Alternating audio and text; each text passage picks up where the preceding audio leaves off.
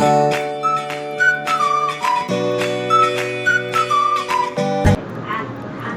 मित्रमैत्रिणींनो, तीर्थाच्या स्वयंपाकशाळेत आपलं स्वागत आहे। आज माझा पहिलाच रेसिपी व्हिडिओ मी बनवत आहे। पहिलाच रेसिपी व्हिडिओ आहे, त्यात तुमचं सगळ्यांचं प्रेम आणि सपोर्ट मला नक्की द्या। आज मी गुलाबजाम ही रेसिपी बनवत आहे, जी माझ्या घरच्यांना सगळ्यांना फारच आवडते आणि ती काही मिनिटातच बनवणार आहे। चला आपण बघू। गुलाबजामसाठी लागणारे साहित्य: 1.5 वाटी खवा, जो वजनाने 250 ग्रॅम आहे। आवश्यकतेनुसार तळण्यासाठी तेल घेतलेलं आहे। दूध घेतलेलं आहे पाकासाठी। पनीरचा इथे छोटा तुकडा घेतलेला आहे। मैदा घेतला आहे 3 टेबलस्पून। 1 टीस्पून वेलची पावडर घेतली आहे। 7-8 पाकळ्या केशरच्या घेतलेल्या आहे आणि थोडंसं केवडा जेल घेतलं आहे फ्लेवरसाठी आणि साखर घेतलेली आहे अर्धा किलो आणि पाणी आपण इथे घेतले आवश्यकतेनुसार। तर आता आपण कृती करूया। त्याच्यासाठी एक मोठी परात घेऊन त्याच्यात आपण खवा आधी घेऊया।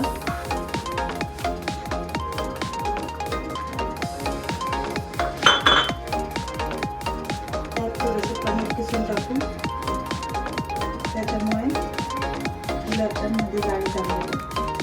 त्याच्यामध्ये आपण कोणत्याही प्रकारचा सोडा वापरत नाही किंवा बेकिंग पावडर वापरत नाही।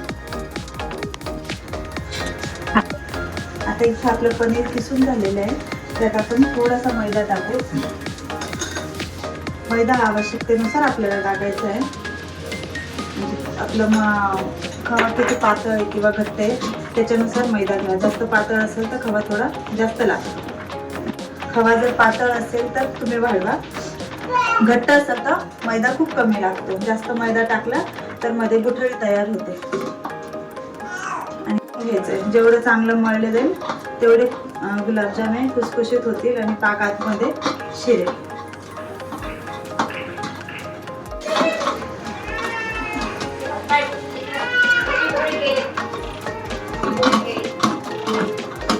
याच्यामध्ये मळणं जास्त महत्त्वाचं आहे। जेवढं चांगलं मळलं जाईल तेवढी गुलाबजामला जाळी चांगली पडेल आणि क्रॅक्स पडणार नाही।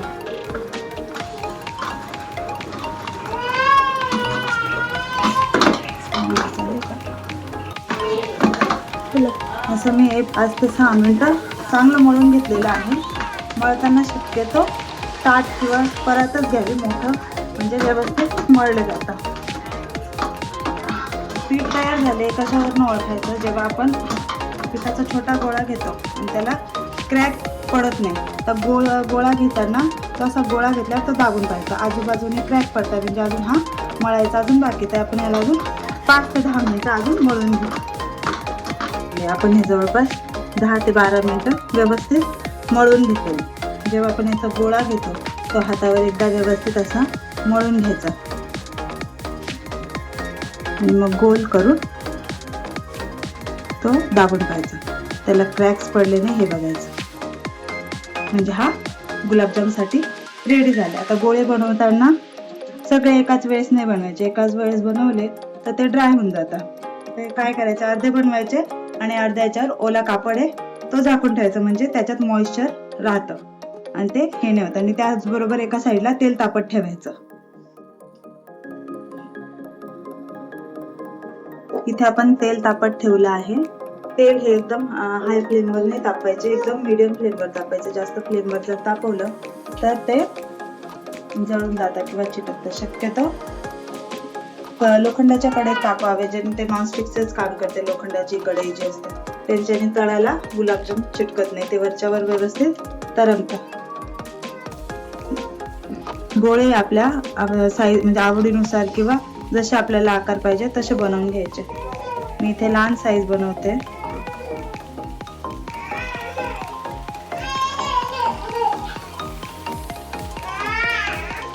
मग आपल्या एकाही गोळ्याला क्रॅक पडलेला नाहीये। पीठ जेवढं चांगलं मळले जाईल तेवढे गुलाबजाम छान आणि खुसखुशीत होतात।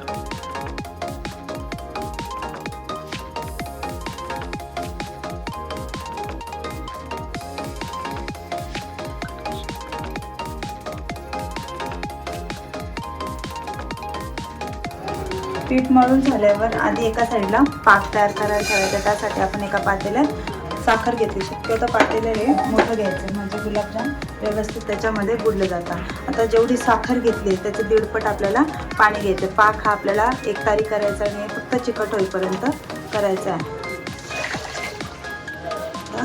एक बाउल आणि अजून थोडंसं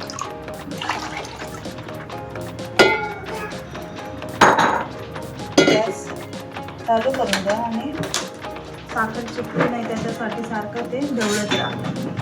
आता खाली साखर तळाशी चिटकायची शक्यता असते.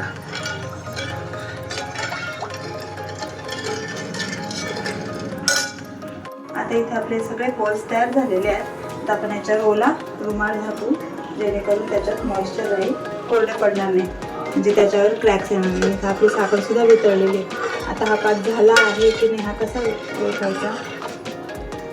थोडंसं थंड होऊ द्यायचं, थोडंसं चमच्यात घ्यायचा, थोडासा गार झाला की बोटात घ्यायचा. जर तो चिकट लागत असेल तर झाले. आता हा चिकट लागत नाही म्हणजे अजून 5-1 मिनटं होऊ द्यावं लागेल. थोडंसं आपण गॅस मोठा करू आणि इथे आपण ते तापत ठेवलेले ते अगदी मिडियम मंद आचेवर ठेवलेले. हाय फ्लेमवर तेल तापवायचं नाही. हाय फ्लेमवर तेल तापवलं की गुलाबजाम वरतून रंग येतो पण आतून कच्चे राहतात. त्याच्यामध्ये आपण थोडंसं दूध टाकून देऊ जेणेकरून साखरेची जी काही मळी असते ती निघून जाईल पाकातली आणि आपल्याला स्वच्छ असा पाक भेटेल. कोणी लोक लिंबू पण टाकतात, पण मी दूधच टाकते. त्याच्याने साखरेचे जे हे पण आहे काय म्हणतात साखर जे ते परत तयार होत नाही, पातळच राहतं.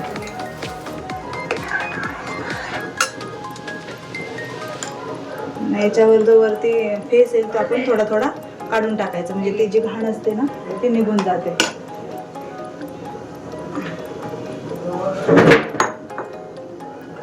हा जो फेस येतोय हा आपल्याला काढून टाकायचा आहे म्हणजे साखरेतली जी काही घाण आहे ती त्याच्यामध्ये निघून जाते.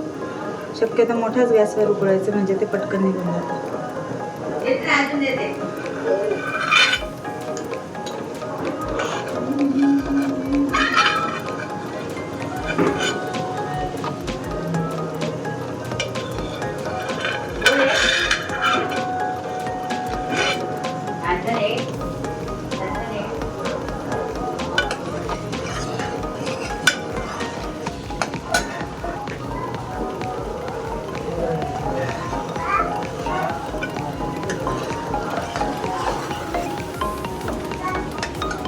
आता आपण यामध्ये वेलची पूड, थोडीशी वेलची पूड आणि हे टाकून घेऊया. केशरच्या ज्या काड्या त्या टाकून घेऊया. त्याच्याने रंग खूप छान आहे. आणि वेलची पूड टाकून घेऊ.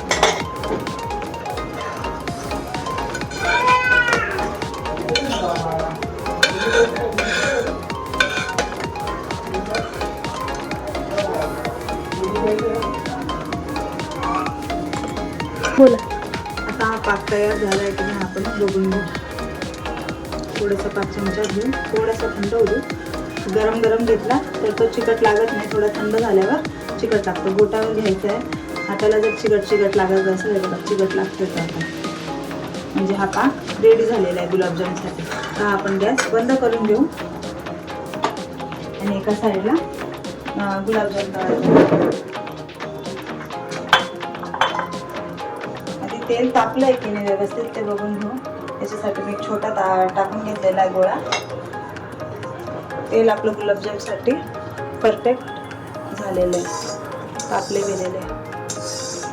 एवढंच थंड तेल आपल्याला लागणार आहे, जास्त गरम तेलाला लागणार नाही म्हणजे गुलाबजामवरती व्यवस्थित तरंगतोय. आता आपण थोडे गुलाबजाम टाकून घेऊ.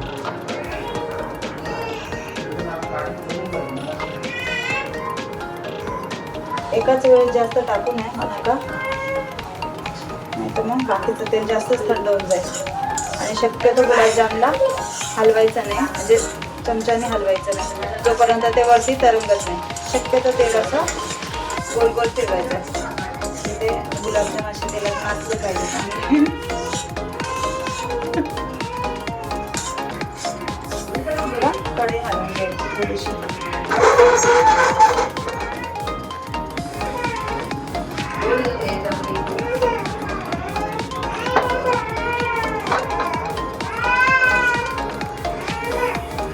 थोडीशी फ्लेम वाढवली आता. जास्त पण थंड तेल असलं तर ते तेलात वितळून जातं. अगदी थंडही नाही पाहिजे.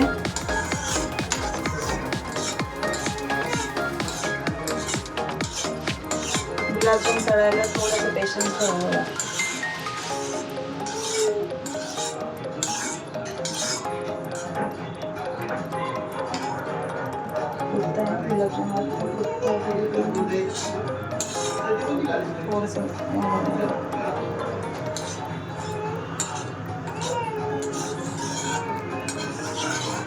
ते आपले गुलाबजाम लालसर रंगावर तळले गेले पाहिजे. आता आपण हे अशा प्रकारे हे गुलाबजाम आपले लालसर रंगावर तळले गेले पाहिजे. आता आपण हे तेलातून काढून गरम पाकात टाकू.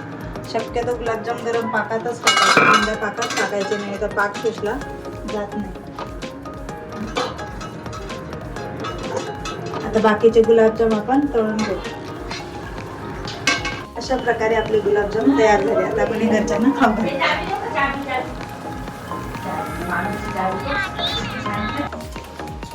टेस्ट करून पण पुन्हा घ्या ना. एकदम छान झाले.